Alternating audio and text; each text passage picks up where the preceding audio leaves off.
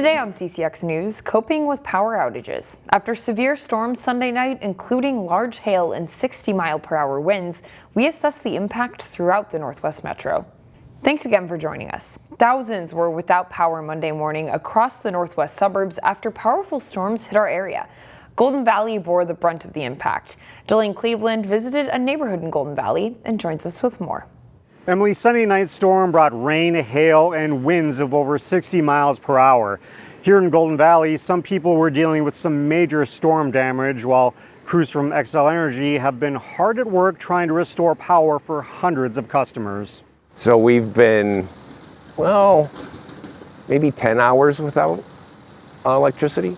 Jim Johnson is one of hundreds in Golden Valley and nearly 40,000 across the metro who lost power due to Sunday night storms. We found crews in Golden Valley dealing with things like downed power lines and others who were trying to repair a pole that resembled the Leaning Tower of Pisa. Meanwhile, the storm was so powerful that tree limbs snapped and came crashing down into people's yards.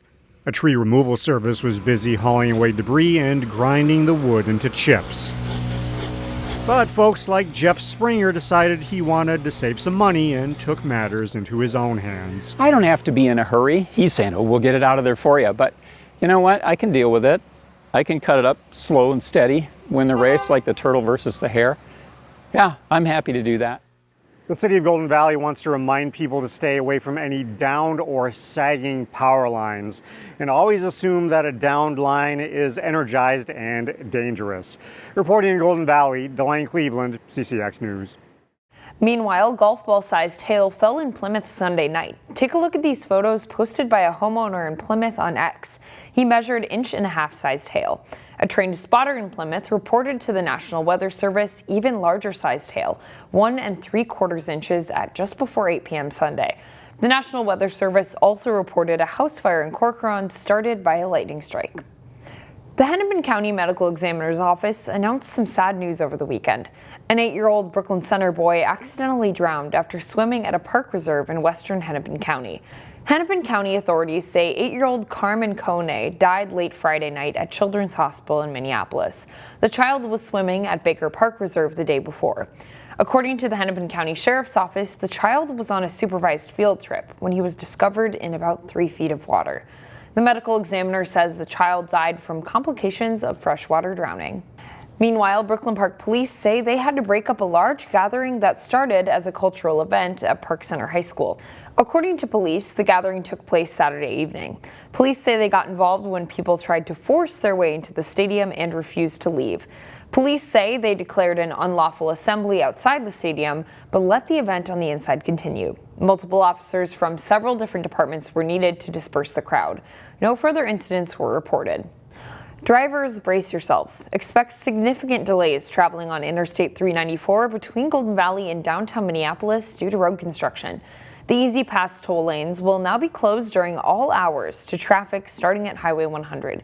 The Easy Pass lanes will remain closed until October. Drivers will only be allowed to use the general traffic lanes.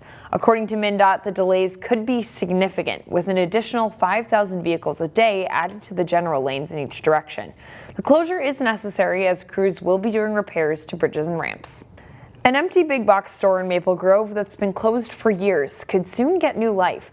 The Penney in Maple Grove shut its doors in 2020. Now, a Maple Grove neighbor is seeing the potential in its empty storefront, but not as another business.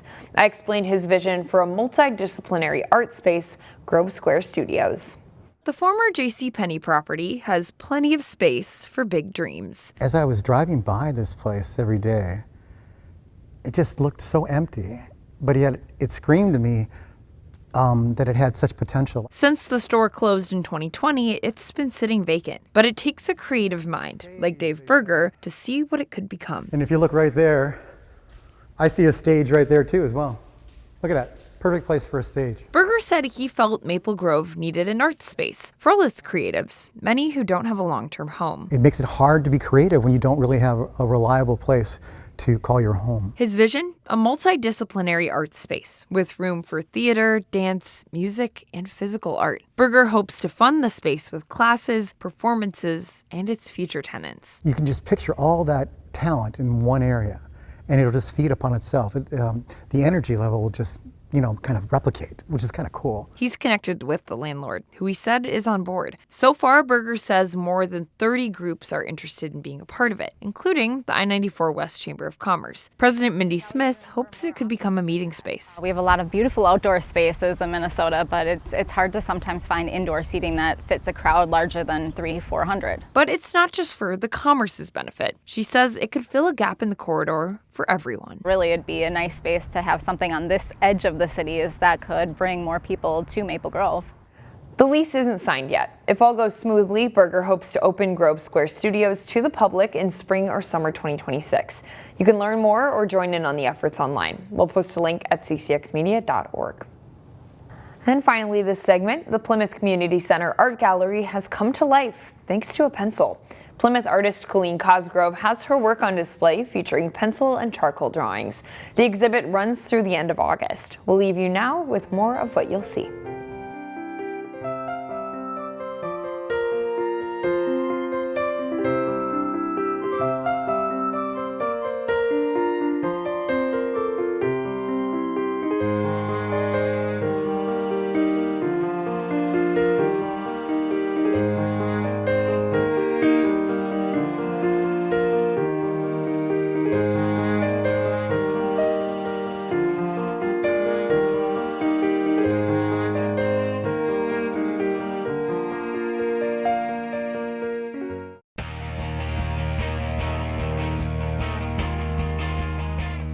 The Osseo Legion baseball team had extra inning wins over Buffalo and Wayzata to advance to the final of the sub-state tournament.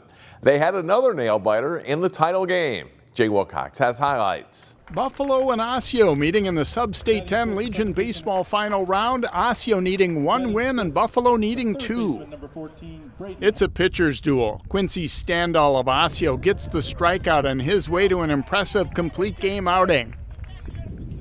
0-0 in the 5th when Isaac Hill singles to center for Buffalo. Dolan Brisk trying to score, plows through the catcher's tag and the ball comes loose, but Brisk is called out and it remains scoreless. In the bottom of the 5th, Standall helps his cause, lifting a fly ball to center field that's deep enough to score pinch runner Stefan Barcinas. Osseo gets a crucial 1-0 lead.